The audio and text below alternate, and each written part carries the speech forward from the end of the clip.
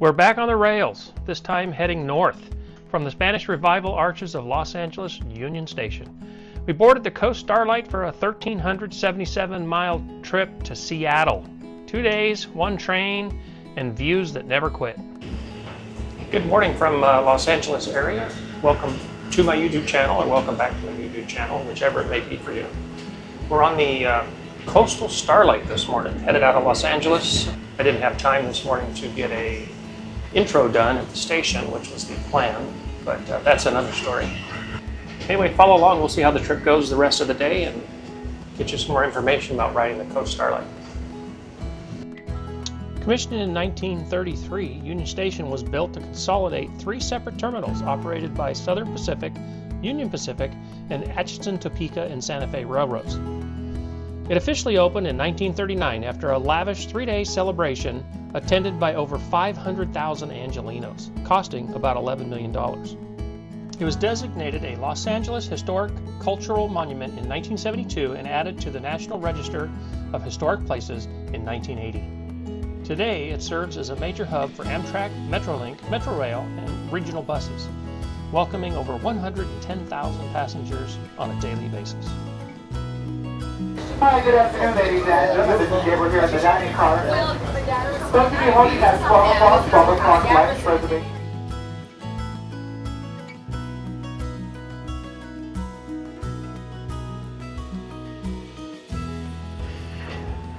So I spent the night last night in Los Angeles area after headed over on the Southwest Chief. It was great, had a good night. But I'll tell you, the Southern California or the Los Angeles area light rail system and just public transportation stuff is a disaster case.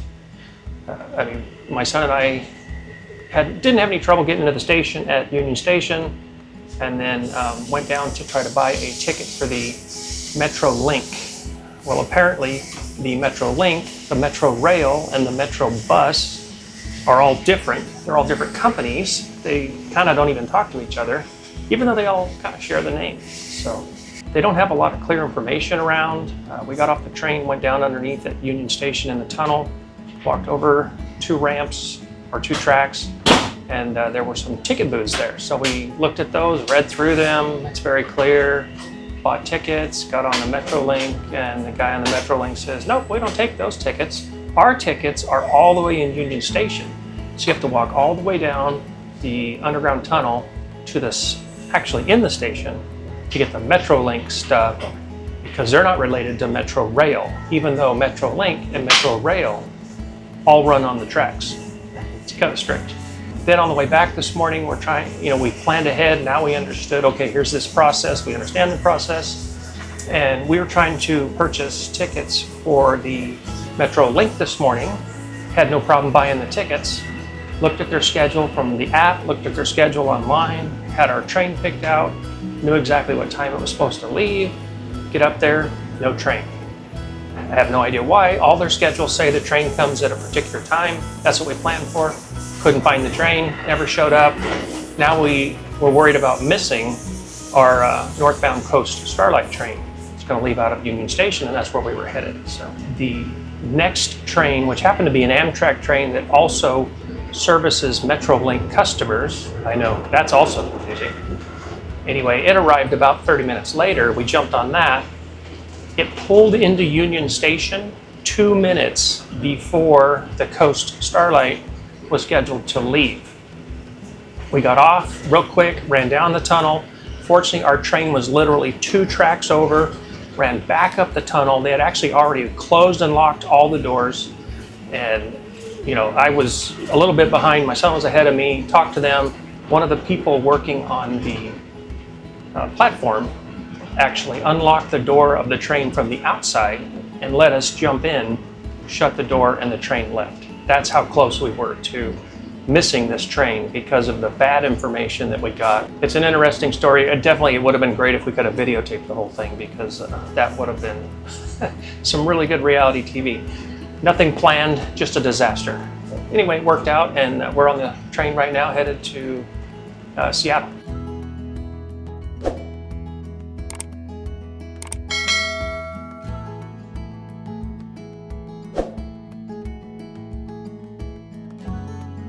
As we hug the Pacific, the train glides past golden beaches, vineyards, and rugged cliffs of San Luis Obispo. This stretch is pure California, sun-drenched and very cinematic.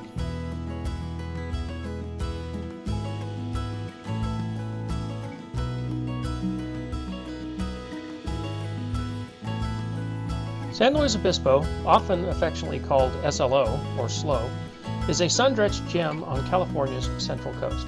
Rich in history, culture, and cinematic scenery.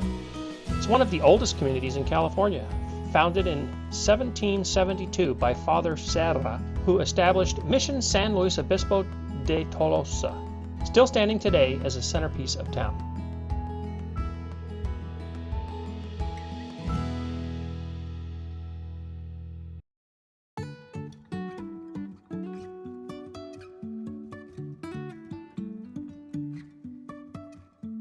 Life is a winding road, no telling where it goes.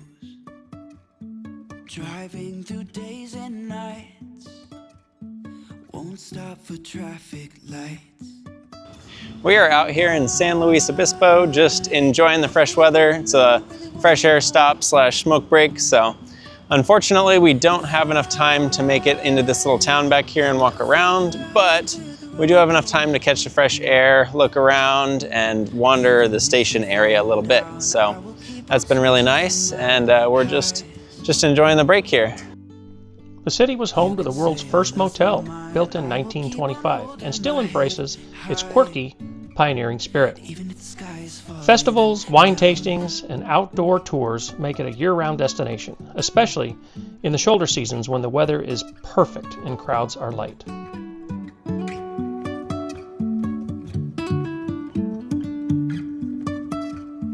Jumping from cliffs so high, trusting our wings to fly. Sometimes we're crashing down, but we get up and start from the ground. And I really wanna know if One of the things I like most about many of the stops along the Amtrak line are the old trains that they have at many of the stations. But now we're leaving the agricultural heartland of Salinas. The Coast Starlight is rolling north through California's fertile valleys. Fields of lettuce, strawberries, artichokes, they stretch to the horizon. This is like the salad bowl of America. Let's just enjoy the rhythm of the rails as we head north towards Eugene, Oregon. the sky is falling down.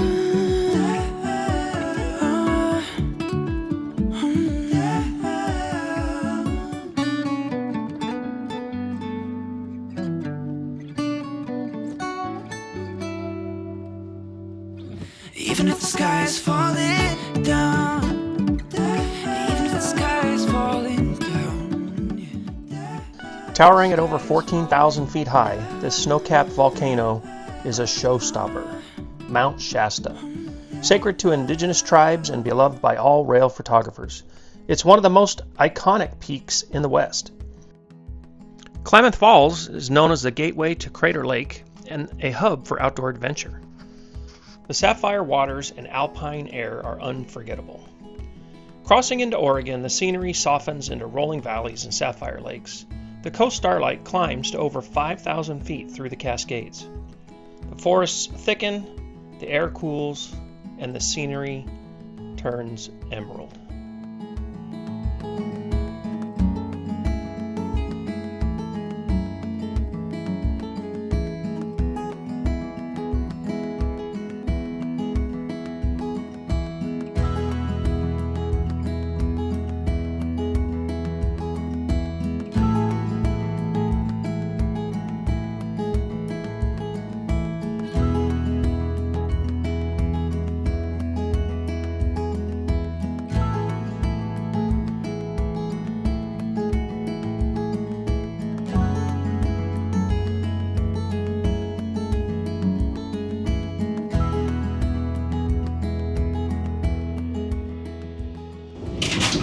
We're here in the observation car, rolling through Oregon at the moment.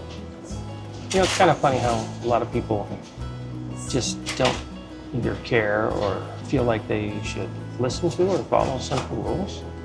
So the observation car, quite a few people are in the car and they all put their personal belongings down on the seat and then they go wander somewhere else throughout the train.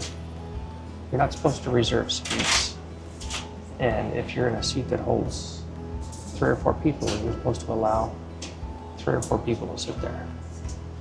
But just like on cruise ships, I've noticed other big public transportation venues, it's a simple rule, just be courteous to other passengers and let people use the space. I mean, when you leave your belongings somewhere, your belongings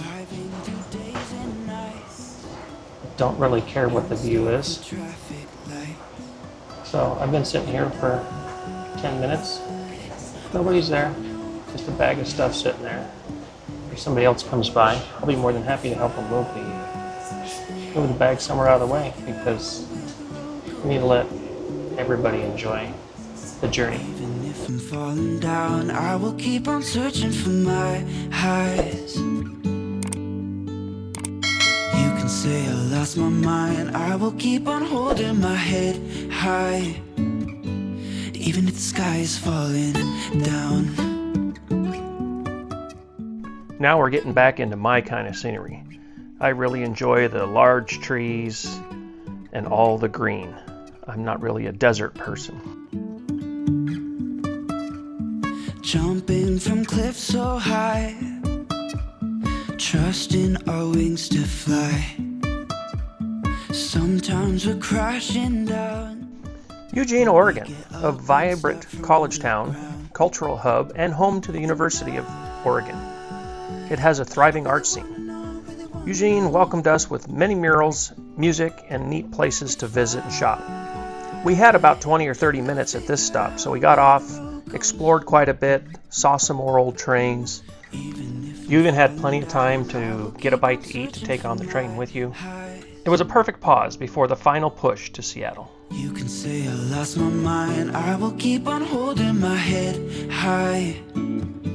Even if the sky is falling down, even if the sky is falling down, yeah. The sky is falling down.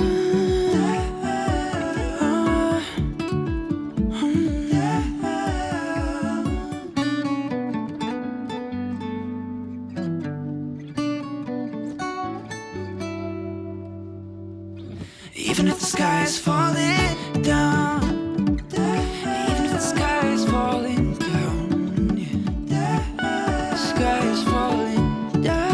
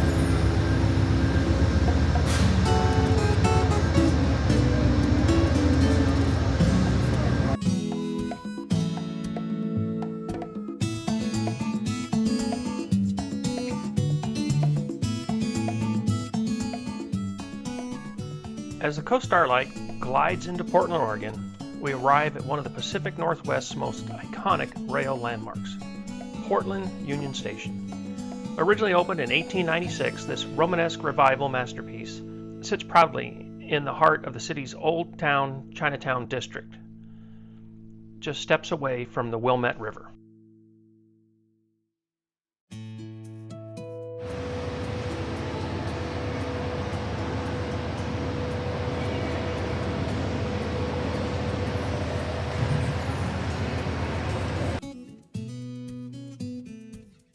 Its signature go-by-train neon sign still crowns the top of the red brick clock tower, a beacon for all rail travelers and a nod to Portland's love of sustainable transit.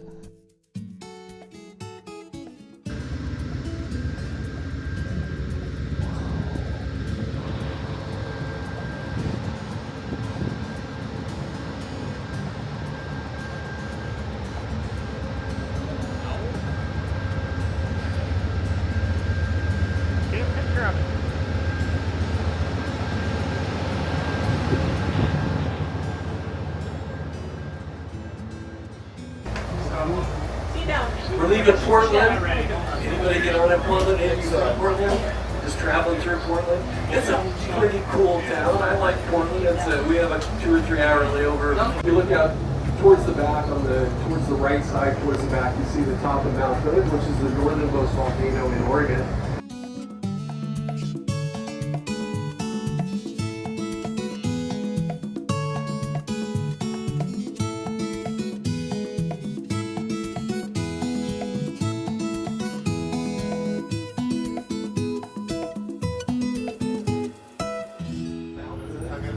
Floating homes, just some beach areas up there, so you have lots of bars and restaurants. It's an awesome place to go sit, have a break from I-5 and just watch. But those floating homes are so cool.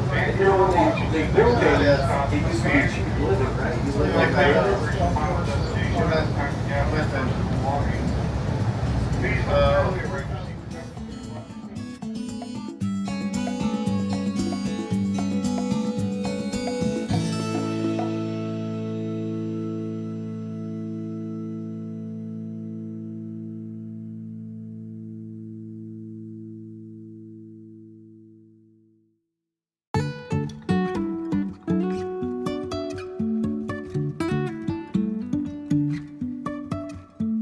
Life is a winding road, no telling where it's. So we're in Vancouver, Washington, trying to listen to a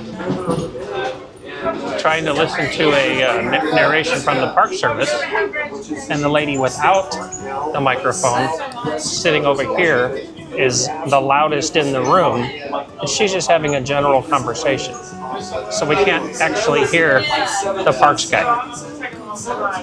Plants from all over the world, and they concentrate them there, and then they ship out barrels, sell barrels to producers that use that mint oil to make products. Tucked into the quiet greenery of Lacey, Washington, just outside the state capital of Olympia, lies one of the most unique stops on the Coast Starlight, Centennial Station. Built in 1992 and opened in 1993, this station wasn't founded by railroad or government agency. It was actually created by a community of volunteers. They raised over $100,000 in cash and $300,000 in donated goods and services. They even included salvaged 150-year-old cypress corbels under the eaves. Today, it's the only Amtrak station in the United States built and operated entirely by volunteers.